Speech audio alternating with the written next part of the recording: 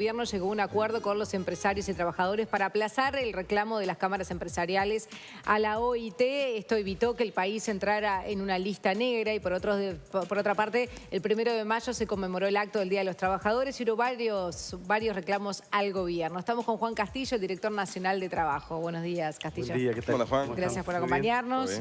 Bien, bueno, parte de esta negociación de echar para atrás este reclamo ante la OIT es que alguien venga de la OIT para aquí. ¿Qué pasa si esos técnicos dicen que hay que cambiar algo? A ver, lo más saludable es que haya habido acuerdo, al menos en no tratar este tema en la conferencia este año en la OIT. Creo que indirectamente nos están dando un margen para que poder seguir debatiendo, discutiendo, buscando los consensos necesarios acá en nuestro país. Hay casi un año más de tiempo. Pero como hay 2 años de por medio de discusión, negociación, intercambio de documentos, aproximaciones, por momentos se aleja ese ámbito, que pensábamos desde el Ministerio de Trabajo, y así lo plantean después el sector empleador, la posibilidad de contar con la asistencia técnica de la OIT, que es una de los derechos que tiene cualquier país miembro. Claro, ¿no? Que venga a supervisar el ámbito tripartito sería. Sí, más que nada yo creo que tiene en cuenta aspectos técnicos, de cuáles son las cosas acordadas en el marco internacional, cuáles son los convenios internacionales y de qué forma se aplican en cada uno de los países, en este caso nuestro. A ver, si luego en la ayuda, en la contribución, en el aporte que hagan ellos, termina habiendo un producto, de todas formas comienza otro mecanismo, porque la iniciativa de enmendar la ley es una iniciativa del Poder Ejecutivo, pero la aprobación o no definitiva es del Parlamento, ¿no? Sí, ahí, Juan, por un lado se interpreta como un gesto de buena voluntad de los empresarios aceptar este aplazamiento en una queja en que al principio la OIT parece haberles dado la razón. Ahora, también han dicho, si viene una nueva misión y vuelve a darnos la razón, se acabó la discusión. Es un poquito más largo. A ver, supongamos que viene una misión de la OIT, que vengan todas sus autoridades y dicen, esta es la ley que es para Uruguay. ¿Se cumple lo que diga la OIT? ¿Es así? En nuestro país hay poderes separados. Claro, sí, no o sea, las leyes solamente la aprueba el Parlamento. No es vinculante. No es vinculante, claro. O sea... Pero vamos a quedar mal ahí, sí, en esa lista y... Sí, a ver, hay países que no tienen ley de negociación colectiva y no tienen ley y además no se cumple con la negociación colectiva. No hay derecho a discutir. Lo que a nosotros nos parece tan normal, ahora, los últimos 10 o 12 años, ni era tan normal hace algunas décadas atrás para los uruguayos, pero sigue sin ser una cosa que la puedan acatar varios países de América, ¿no? Claro. Para entender el conjunto del problema. Sí, Murro dijo, hay empresarios y políticos que no quieran negociación colectiva ni derechos laborales. Sí, a ver, a veces uno tiene que sentir tantas críticas. Yo empiezo mi militancia sindical en la dictadura. ¿Qué negociación colectiva iba a haber en la dictadura? Sí. Los derechos de todos nosotros. Pero hoy ¿qué político uruguayo no quiere que haya negociación colectiva? No como un planteo específico. No hay ninguno. No, ahora, a ver, no, ya sé que no hubo. Tampoco me hago distraído. Sé que en los gobiernos de Sanguinetti no hubo, en los gobiernos de Valle no hubo, en los gobiernos de la calle no hubo. En el primero de Sanguinetti sí. En el primero, porque fue un compromiso de la CONAPRO, aquella gran comisión que formamos los dirigentes y militantes sindicales, los partidos políticos y las organizaciones sociales. O sea, hubo un pacto, acuerdo, de manera que cuando recuperáramos la democracia, sea quien sea el que fuera electo, iba a convocar a los consejos de salario. Juan, hablando de los salarios justamente, porque hemos escuchado al ministro Murro, al ministro de Economía Daniel Astori, incluso a vos más de una vez, y creo que es muy compartible, que lo primero es cuidar el trabajo, lo primero es cuidar los puestos de trabajo, porque no hay nada peor, más allá de que creo que todos compartimos también que el salario del trabajador tiene que seguir mejorando en Uruguay, si uno mira los salarios promedios ni que hablar, pero que lo primero es tener el trabajo, ¿no? Tener el empleo, y que la situación más grave es de aquellos que no lo tienen. Si vemos lo que pasó en los últimos 10 años, en una gráfica del INE, con el salario y con el empleo, vamos a ver que hubo primero una gran mejora en paralelo, pero que cuando viene esta desaceleración de la economía de 2014 para acá, en realidad siguieron subiendo los salarios, pero parecen haberlo hecho a costa de empleo, y que en la práctica no pasó eso de priorizar el empleo sobre el salario y se priorizó el salario sobre el empleo. Habría que analizarlo en los bien. hechos, por lo menos, ¿no? Habría que analizarlo bien. A ver, nunca hubo tanto trabajador registrado en el BPS como ahora. Y cada año de los últimos días ha venido subiendo. Esto no necesariamente significa que haya más trabajo, no, es trabajo, sino que más trabajo regular. Lo cual también es bueno, ni que hablar. Lo que también es bueno. Efectivamente se generan más puestos de trabajo, hay más cantidad de personas ocupadas, esto también es medible y también es cierto.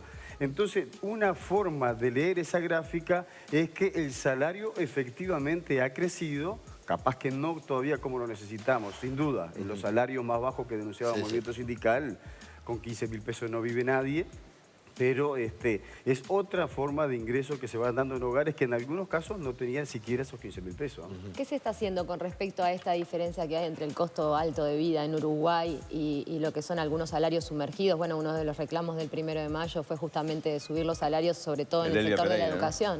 Sí, esa parte incluso la reivindicaron, me parece que los 3 oradores hicieron referencia, algunos se detuvo más en el tiempo, pero bueno, esos más de 350.000 trabajadores y trabajadoras que reciben menos de 15.000. Un elemento, el primer instrumento, la primera herramienta que se tiene para eso es la negociación colectiva, es el Consejo de Salarios. Y ayudando en ese sentido también está la resolución que ha puesto en práctica estos últimos gobiernos de tener un aumento del salario mínimo nacional a veces que se despega del alza de la inflación. Antes era solamente el costo de inflación. ¿En cuánto termina este gobierno? ¿Está previsto el salario mínimo? Está previsto que termine los 15.041 pesos, 15.061 pesos al final de su periodo de gobierno. Ahora está en 12.250 el salario mínimo, cosa que ha crecido también. La gráfica del aumento del salario mínimo nacional es una gráfica que tiene una inclinación casi vertical, ¿no? Sí, hablando del 1 de mayo, el líder del Partido de la Gente, Edgardo Novick, grabó un video donde además de decir que ese acto le servía más que para algún reclamo como campaña política a algunos del PIT-CNT, a algunos dirigentes, también dijo que en realidad no veía las propuestas para aquellas industrias y empresas que están cerrándose en estos últimos meses. Él decía que es un tema de los impuestos. ¿Cuál es su opinión? Hay que descifrar a Novick si está hablando como dirigente político o como empresario, ¿no? Lo que le reclama a todo lo demás no lo cumple él para adentro, para todos sus empleados. La negociación colectiva, el respeto a las libertades sindicales o el pago de un salario más o menos decoroso.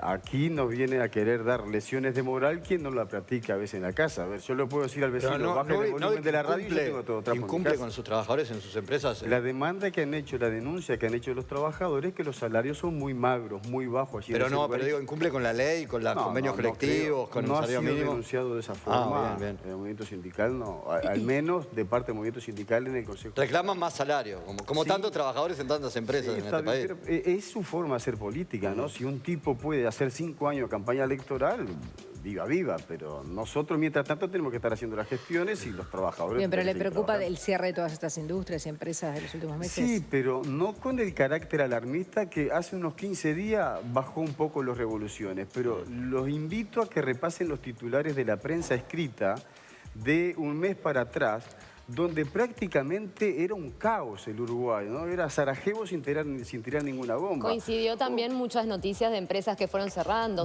Empresas, se sumó lo de Fanapel, de empresas, sellos históricos, ¿no? Claro, emblemáticas. Emblemáticas, de golpes grandes como Fanapel, que arrancamos este año y pasando por los Molinos Dolor y de Florida, o La Especia. Un montón de casos que hizo. Lo que dicen las estadísticas de los registros, tanto en el BPS como en el Ministerio de Trabajo, es que son más cantidad de empresas que se crean, que nacen, que las que cesan. Y bueno, de todas formas a nadie le hace gracia. No con la misma capacidad de dar empleo de repente. Sí, pero además empiezan un motivo distinto. Yo me acuerdo de haber participado en un medio de comunicación donde deletrearon todo, ¿no? Hicieron una lista como de 20 grandes empresas que habían cerrado, de estas históricas que conocemos. Incluían ahí a Cambio Nelson.